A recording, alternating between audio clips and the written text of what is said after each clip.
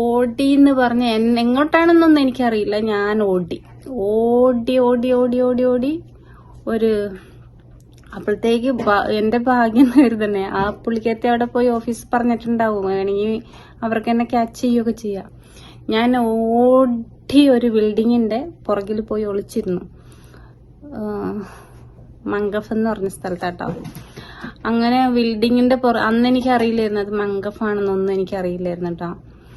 അങ്ങനെ ഓടി ഓടി ഓടി ഓടി എത്രയോ മിനിറ്റുകളങ്ങ് ഓടി. എന്നാ സൈസ് നടക്കാൻ വരെ പറ്റാത്ത സാഹചര്യമാണ് അന്ന്. എന്നിട്ട് ഞാൻ ഓടി. അപ്പൊ ഫോണുണ്ട്, ഞാൻ ഫോൺ വിളിച്ചപ്പോ ഓടുന്ന ടൈമിൽ എന്റെ ഫോൺ വിളിച്ചു. എനിക്ക് എങ്ങനെയാ ടാക്സി വിടുവോ അതോ എങ്ങനെയാ വരേണ്ടതെന്ന് എനിക്കറിയില്ല. ആരാ വരണേന്ന് ഇവരൊന്നും കണ്ടിട്ടൊന്നുമില്ലല്ലോ. ഞാൻ പൗലോസിന് ഒറ്റ തവണ മാർക്കറ്റ് ഇവിടെ സൂക്കിൽ വെച്ച് കണ്ടിട്ടുള്ളൂ, ഒറ്റ തവണ. അങ്ങനെ വലിയ ഓർമ്മയൊന്നുമില്ല. അപ്പൊ അവര് പറഞ്ഞു പേടിക്കണ്ടെന്ന്.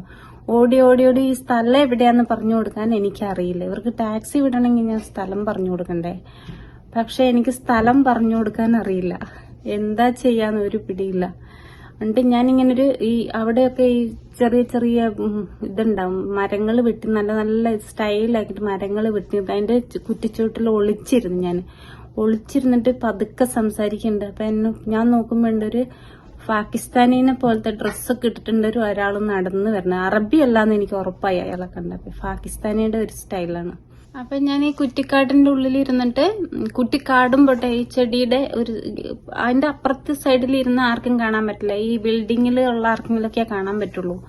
അപ്പൊ ഞാൻ ഇങ്ങനെ ഇരുന്നിട്ട് ഒരാൾ നടന്നു വരണ കാണുന്നുണ്ട്. അപ്പൊ ഞാൻ പൗലോസിനോട് പറഞ്ഞു, ഫോണിൽ ലൈനിലുണ്ട് കേട്ടോ, പുള്ളി ലൈനിലുണ്ട്.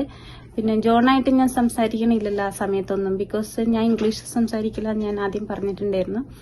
അപ്പൊ പൗലോസ് ഇങ്ങനെ പറഞ്ഞു, ആരെങ്കിലും കാണുന്നുണ്ട് അവിടെ, എവിടെ സ്ഥലം അറിയാതെ എങ്ങനെയാണ്. അപ്പോഴത്തേക്ക് ഇവര് ടാക്സി വിളിച്ച്, ടാക്സി ഓൾറെഡി റോഡിലുണ്ട്. ഈ ടാക്സിക്കാർക്ക് ജോൺ ടാക്സി ഒക്കെ ശരിയാക്കിയിട്ടുണ്ട്. അപ്പോഴത്തേക്ക് ആ ഒരു മിനിറ്റുകൾക്കുള്ളിൽ ഞാൻ വിളിക്കലും പറയലും ടാക്സി സെറ്റാക്കലും എല്ലാം ജോൺ ചെയ്യുന്നുണ്ട് കേട്ടോ. അപ്പൊ ഈ ടാക്സി വന്ന് എന്നെ കൂട്ടണമെങ്കിൽ എവിടെ സ്ഥലം അറിയണ്ടേ, സ്ഥലം അറിയാതെ കൂട്ടാൻ പറ്റില്ലല്ലോ. ഇന്നത്തെ പോലത്തെ ലൊക്കേഷൻ സെൻഡ് ചെയ്യുക അങ്ങനെയൊന്നും അറിയൂല്ല. അങ്ങനത്തെ എന്റെ ഫോണില് ചിലപ്പോ ചെയ്യാൻ പറ്റുമായിരിക്കും അന്നത്തെ കാലത്ത്. അന്നൊന്നും അതൊന്നും നോക്കിയിട്ടൊന്നുമില്ലല്ലോ, ക്യാമറ ഫോണായിരുന്നത്. അപ്പൊ അങ്ങനെ ഒരു ഭാഗ്യത്തിന് അള്ളാന്റെ കുദ്റത്തെന്ന് പറഞ്ഞാല് എന്റെ ജീവിതത്തിൽ ഉണ്ടായിട്ടുള്ള കാര്യങ്ങൾ ഞാൻ അനുഭവിച്ചിട്ടുള്ള കാര്യങ്ങളാട്ടോ ഇതൊക്കെ. ആ ഓഫീസിൽ നിന്ന് അവരെ വെള്ളത്തിന് വിട്ടത്, ഓഫീസിൽ പൂട്ടിയിടണ എന്നെ ആ സമയത്ത് അവര് വെള്ളത്തിന് വിട്ടത്, ആ സമയത്ത് 2 ലേഡീസിനെ വിട്ടത്, അവര് ബാത്റൂമിൽ പോയത്, ഞാൻ കയ്യഴെന്ന് പറഞ്ഞ് ഇറങ്ങി ഓടിയത്, ഇതൊക്കെ അള്ളാന്റെ കുതിരത്തെന്നൊക്കെ പറഞ്ഞ് നമ്മൾ കുതിരത്തെന്ന് പറയും, പക്ഷെ അത് അനുഭവിച്ച ആളാണ് ഞാൻ. അങ്ങനെ ഞാൻ ഈ സൈഡിൽ ഇരുന്നിട്ട് ഒരാളിങ്ങനെ നടന്നു വരണത് കാണുന്നുണ്ട്. അപ്പൊ ഞാൻ പൗലോസിനോട് പറഞ്ഞു, പൗലോസ് ഒരാൾ നടന്നു വരണ അറബി അല്ലല്ലോ എന്ന് ചോദിച്ചു എന്നോട്. അറബിയാണെങ്കിൽ അവര് നമ്മളെ രക്ഷപ്പെടുത്താൻ സമ്മതിക്കില്ലല്ലോ. ഞാൻ പറഞ്ഞു, കണ്ടിട്ട് ഒരു പാകിസ്ഥാനിയുടെ ഒക്കെ സ്റ്റൈലുണ്ട്, കാരണം ഈ ജുബ്ബയൊക്കെ ഇട്ടിരിക്കുന്നതേ. ജുബ്ബ എന്ന് പറഞ്ഞിട്ടുണ്ടെങ്കിൽ ഈ നമ്മുടെ പാകിസ്ഥാനികൾ എടുക്കുന്ന പോലത്തെ ജുബ്ബ, പാന്റും ജുബ്ബയും.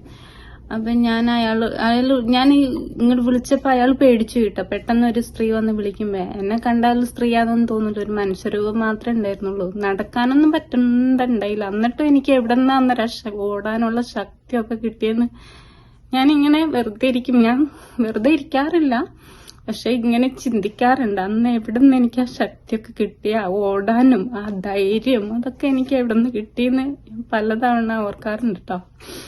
അങ്ങനെ അയാളോട് ഞാൻ ചോദിച്ചു, ഈ സ്ഥലം എവിടെയാണെന്നൊന്നും, ഭാഗ്യം അറബി അറിയണോണ്ട് അറബിയിൽ ഞാൻ അയാളുടെ അടുത്ത് ചോദിച്ചു, ഈ സ്ഥലം എവിടെയാണെന്നൊന്ന് പറയുമെന്ന് ചോദിച്ചു. അപ്പൊ ചോദിച്ചു ആരാന്ന് ചോദിച്ചു. ഞാൻ പറഞ്ഞു, ഇങ്ങനെ ഒരാളുണ്ട്, അപ്പൊ ഇംഗ്ലീഷ് പറയുമെന്ന് ചോദിച്ചു. അപ്പൊ പുള്ളി പറഞ്ഞു ഇംഗ്ലീഷ് പറയുമെന്ന് പറഞ്ഞു.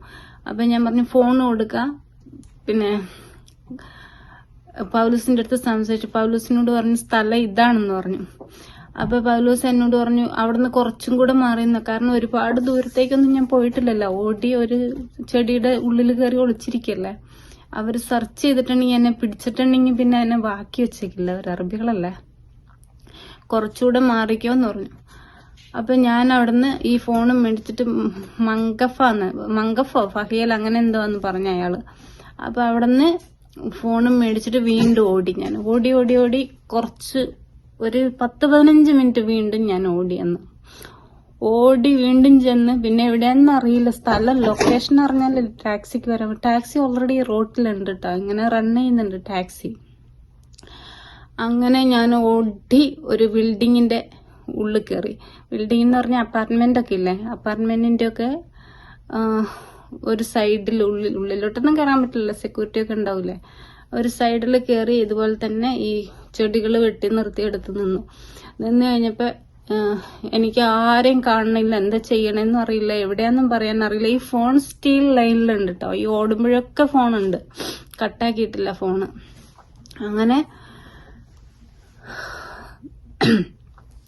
അങ്ങനെ ഓടി ആരെയും കാണുന്നില്ല കേട്ടോ. ഞാനവിടെ ഇരിക്കാണ്. ഇവരാണെങ്കിൽ ടാക്സി ഇങ്ങനെ റൺ ചെയ്യുന്നുണ്ട്. പിന്നെ ജോൺ പൗലൂസിനെ വിളിക്കുന്നുണ്ട്. അതിന് പൗലൂസ് എന്റെ ഫോണിൽ ലൈനിൽ ഓൾറെഡി ഉണ്ട്. ഇങ്ങനെ ഒരുപാട് സംഗതികളുണ്ട്. അങ്ങനെ ഭാഗ്യത്തിന് വേറെ അവിടെ പാകിസ്ഥാനികൾ കൂടുതലുണ്ട്. ഒരു പാകിസ്ഥാനിനെ പോലത്തെ വീണ്ടും വേറൊരാള് നടന്നു വരണുണ്ട്. അപ്പൊ ഞാൻ ചോദിച്ചു, ഒന്ന് ഹെൽപ്പ് ചെയ്യുമെന്ന് ചോദിച്ചു. അപ്പൊ പുള്ളി ചോദിച്ചു എന്താ, എന്നെ കണ്ടപ്പോ തന്നെ മനസ്സിലായെന്ന് തോന്നുന്നുണ്ട് എന്തോ പന്തിയായിട്ടുണ്ട്. അപ്പൊ എന്താന്ന് ചോദിച്ചപ്പോ ഞാൻ പറഞ്ഞു, ഇന്നതുപോലെ ഞാൻ എംബസിയിലേക്ക് പോകാനാണ്, ടാക്സി വരണുണ്ട്. ഇത് പൗലൂസ് ഉണ്ട് കേട്ടോ ടാക്സിയില്. അപ്പൊ ടാക്സി വരണുണ്ട്, ഇതൊന്ന് ഈ അഡ്രസ് ഒന്ന് പറഞ്ഞു കൊടുക്കുമെന്ന് ചോദിച്ചു. അപ്പൊ അയാള് അഡ്രസ്സ് കൃത്യമായിട്ട് അവിടെ ഉള്ള അപ്പാർട്ട്മെന്റ് എല്ലാ അഡ്രസ്സും പറഞ്ഞു കൊടുത്തു. ഞാൻ നിൽക്കുന്ന സ്ഥലത്തിന്റെ അഡ്രസ്സ് പറഞ്ഞു കൊടുത്തു. അപ്പൊ ഒരു ടാക്സി വന്നു. ഒരു 1/4 മണിക്കൂർ എടുത്തു. ഞാൻ അവിടെ വിളിച്ചിരുന്നു. അയാളങ്ങ് പോയിട്ട് അതും പറഞ്ഞു കൊടുത്തിട്ട്, എന്നിട്ട് പൗലോസ് പറഞ്ഞു അവിടെ നിന്ന് മൂവ് ചെയ്യരുത്, അവിടെ തന്നെ ഇരിക്കണം. ടാക്സിക്കാർക്ക് നല്ല കൃത്യമായിട്ട് അറിയായിരിക്കുമല്ലോ സ്ഥലമൊക്കെ. മൂവ് ചെയ്യരുത്, അവിടെ തന്നെ ഇരിക്കണം എന്ന് പറഞ്ഞു. അപ്പൊ ഞാൻ അവിടെ തന്നെ ഇരിക്കാട്ടോ, പേടിച്ചു വിറച്ച്. എത്ര ദിവസം ഭക്ഷണം കഴിക്കാതിരുന്നിട്ട് പച്ചവെള്ളത്തിൽ മാത്രം ജീവൻ നിലനിർത്തിക്കൊണ്ടുവന്ന് ഞാനാ. അങ്ങനെ അവിടെ ഇരുന്നു. ഒരു 1/4 മണിക്കൂർ കഴിഞ്ഞപ്പോഴത്തേക്കും ഒരു ടാക്സി വന്നു. ടാക്സി വന്നിട്ട് എനിക്ക് ടാക്സിയുടെ ഉള്ളില് ടാക്സി ഡ്രൈവറിന് പേടി എന്നെ ഇരുത്താൻ. കാരണം ഇവര് ഓഫീസിൽ നിന്ന് വിളിച്ചു പറഞ്ഞിട്ട് ചെക്കിംഗ് ഒക്കെ എന്തോന്നൊന്നും അറിയില്ലല്ലോ. അപ്പൊ ടാക്സിക്കാരൻ എന്നോട് പറഞ്ഞു, താഴെ സീറ്റിലിരിക്കണ്ട, താഴെ കമന്ന് കിടന്നോളാൻ പറഞ്ഞു. അങ്ങനെ ഞാൻ ബാക്കില് താഴെ ഇങ്ങനെ കുനിഞ്ഞ് കമന്ന് കിടക്കാട്ടോ, പേടിച്ച് വിറച്ച് തിക്കറും സ്ഥലത്തൊക്കെ ചെല്ലി. പഠിച്ചോനെ, അവരെ കൈ കിട്ടിയാൽ എന്നെ ബാക്കി വെച്ചേക്കൂലെന്ന് എനിക്ക് ഉറപ്പാ. അത്രയ്ക്ക് അടി കിട്ടിയിട്ടുണ്ടായിരുന്നു. കിട്ടി എനിക്ക് പുറമൊക്കെ നീരായിട്ട് അതൊക്കെ പറയാട്ടോ. അങ്ങനെ അവിടെ ഇരുന്ന് നേരെ ഇന്ത്യൻ എംബസിയിലേക്ക് അവരെന്നെ കൊണ്ടുവന്നാക്കിയിട്ട് ഇന്ത്യൻ എംബസി കയറ്റി വിട്ടു. കാരണം പാസ്പോർട്ടൊക്കെ ഇവരുടെ അടുത്തല്ലേ ഉള്ളത്. ഇന്ത്യൻ എംബസി കൊണ്ടുവിട്ടു. ഒരു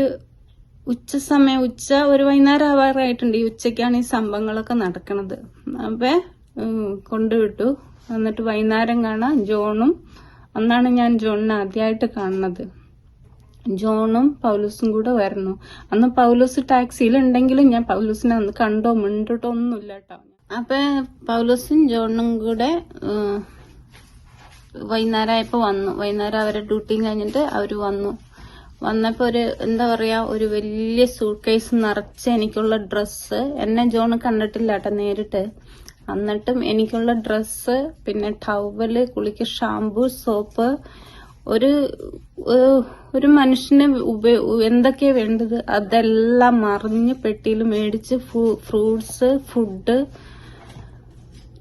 ഒരു സൂട്ട് കേസ് ഫുള്ള് എനിക്കുള്ള ക്ലോത്ത്സും ടവൽസ്, സോപ്പ്, ഷാമ്പു എല്ലാം ഒരു വലിയ suit case full food items എല്ലാം കൂടെ വന്നു. അപ്പൊ എംബസിയിൽ വന്നപ്പോ എംബസിയിൽ അങ്ങനെ കയറി കാണുകയൊക്കെ ചെയ്യാലോ. എംബസിയിലല്ല, ഇനി ഫ്രീ അല്ല, ഇനി പേടിക്കാനൊന്നുമില്ലല്ലോ, എംബസിയിൽ എത്തിച്ചല്ലോ അവരെന്നെ. അങ്ങനെ അവര് വന്ന് കൊണ്ടുതന്നു. അപ്പൊ ഈ എംബസിയിൽ ഇഷ്ടംപോലെ ആൾക്കാർ ഇതേ അവസ്ഥയായിട്ട്, നമ്മുടെ ഇന്ത്യക്കാര്, പാകിസ്ഥാനികള്, നേപ്പാളികൾ, ഇങ്ങനെ ഒരുപാട് ജനങ്ങൾ ഇങ്ങനെ വന്നിട്ടുണ്ട്, നിൽക്കുന്നുണ്ട് കേട്ടോ. ഒന്ന് പട്ടിണിയും പാടുമായിട്ട്.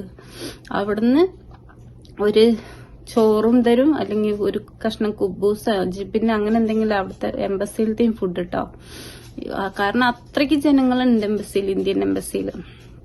അങ്ങനെ എന്റെ ഹസ്ബൻഡ് വന്ന് ഇതൊക്കെ കൊണ്ടു തന്നപ്പോ ലേഡീസിനൊക്കെ എന്നെ ഭയങ്കര കാര്യമായി. കാര്യം എന്ന് പറഞ്ഞാൽ ഇഷ്ടംപോലെ ഫുഡ്, ഡ്രസ്സ്, സോപ്പ്, ഷാമ്പു എല്ലാം. എനിക്ക് അന്നും കൊടുക്കണ ഭയങ്കര ഇഷ്ടമാണ്. എന്നിട്ട് ഞാൻ 1-2 ഡ്രസ്സ് എടുത്ത് ഒരു ടവൽ എടുത്ത് ബാക്കിയൊക്കെ ഷെയർ വെച്ച് കൊടുത്തു.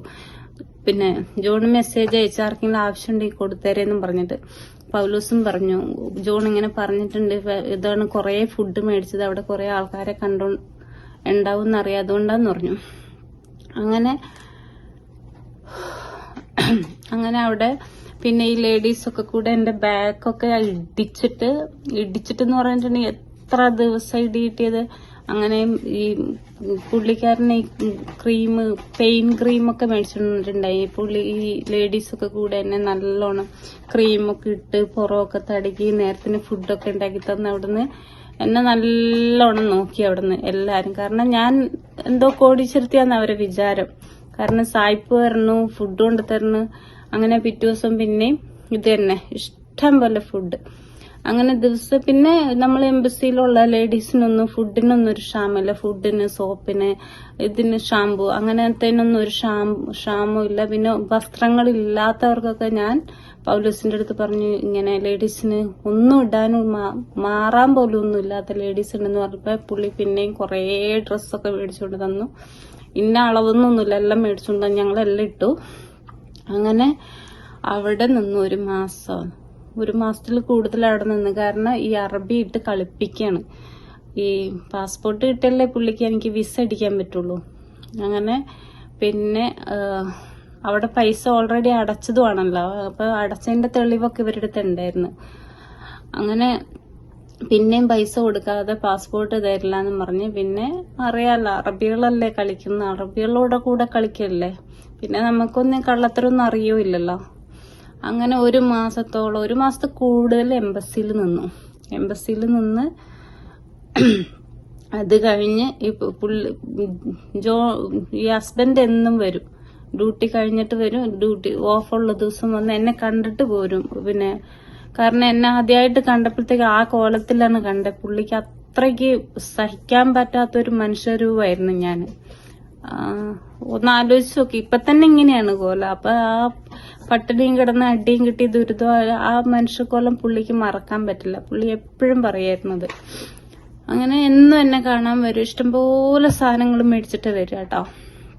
അങ്ങനെ അവിടെ നിന്ന് ഫൈനലി ഈ അറബിയായിട്ട് കോണ്ടാക്ട് ചെയ്ത് അവര് എംബസിക്കാർ, നമ്മളല്ല കേട്ടോ, എന്റെ ഹസ്ബൻഡും പൗലോസൊന്നുമല്ല, എംബസിക്കാർ തന്നെ അവരെ കോണ്ടാക്ട് ചെയ്ത് അവരതിക്ക് നുണയൊക്കെ പറഞ്ഞു കൊടുത്തു, ഇങ്ങനെയാണ് സൽമ, ഇങ്ങനെയാണ് വന്ന ഇങ്ങനെയാന്ന്. പക്ഷെ എംബസിയിൽ ഞാൻ പോയി അവരുടെ അടുത്ത് സംസാരിച്ച് കാര്യങ്ങളൊക്കെ സംസാരിച്ചപ്പോ അവർക്ക് കാര്യം പിടികിട്ടി. കാരണം അറബികൾ ഒരുപാട് ഇങ്ങനെ ചതിയിൽ നമ്മളെ സാധാരണക്കാരായ കത്താമ്മമാരെയൊക്കെ എല്ലോട്ട് ചതിയിൽ പെടുത്തുന്നതുകൊണ്ട് തന്നെ അവരതൊന്നും വിശ്വസിച്ചില്ല.